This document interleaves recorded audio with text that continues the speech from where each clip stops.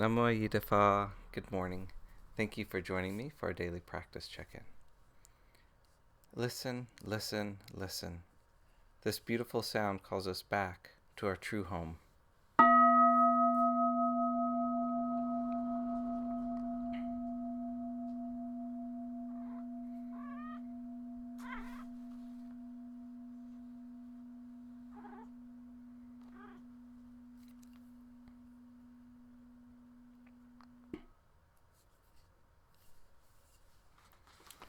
The second mindfulness training.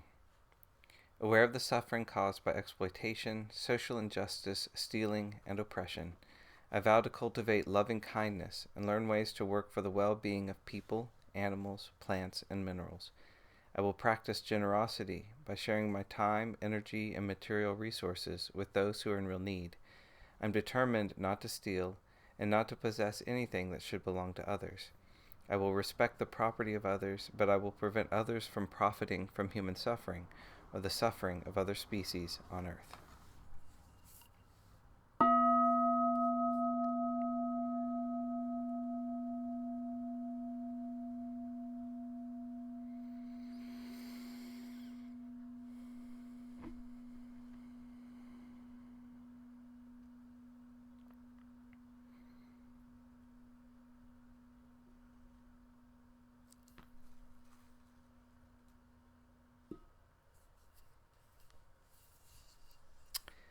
We've been reading Ajahn Chah's book, Bodhinyana, and we're still in the section on questions and answers. Question. I still have very many thoughts. My mind wanders a lot even though I'm trying to be mindful. Answer. Don't worry about this. Try to keep your mind in the present. Whatever there is that arises in the mind, just watch it. Let go of it. Don't even wish to be rid of thoughts. Then the mind will reach its natural state. No discriminating between good and bad, hot and cold, fast and slow. No me and no you. No self at all.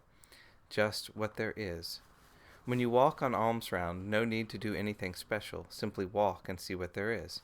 No need to cling to isolation or seclusion. Wherever you are, know yourself by being natural and watching. If doubts arise, watch them come and go. It's very simple. Hold on to nothing. It's as though you are walking down a road. Periodically you will run into obstacles. When you meet defilements, just see them and just overcome them by letting them go of them. Don't think about the obstacles you've passed already.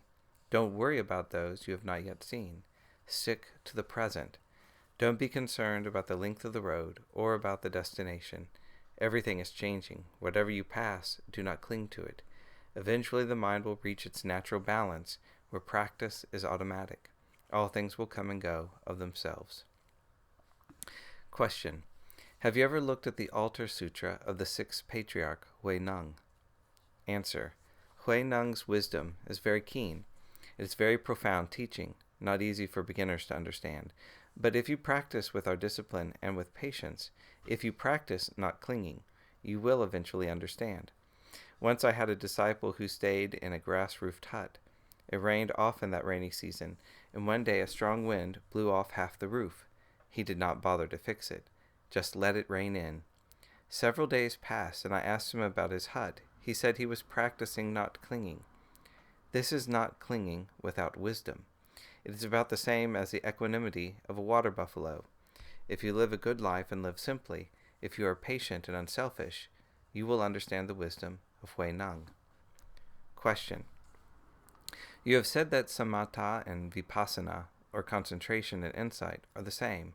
Could you explain this further? Answer. It's quite simple. Concentration, samatha, and wisdom, vipassana, work together.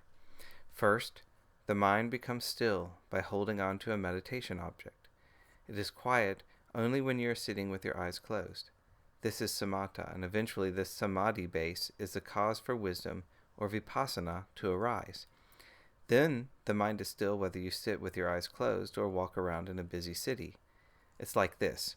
Once you were a child, now you are an adult. Are the child and adult the same person?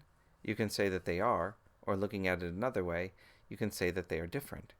In this way, samatha and vipassana could also be looked at as separate, or it is like food and feces. Food and feces could be called the same, or they can be called different. Don't just believe what I say. Do your practice and see for yourself. Nothing special is needed. If you examine how concentration and wisdom arise, you will know the truth for yourself. These days, many people cling to words. They call their practice vipassana. Samatha is looked down on, or they call their practice samatha. It is essential to do samatha before vipassana, they say. All this is silly. Don't bother to think about it in this way. Simply do the practice, and you'll see for yourself.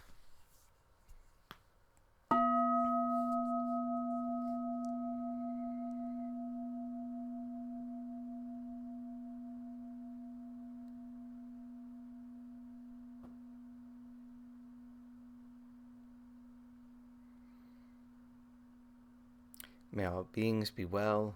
May all beings be happy. May all beings be peaceful. Sadhu, sadhu, sadhu. Thank you for joining me this morning.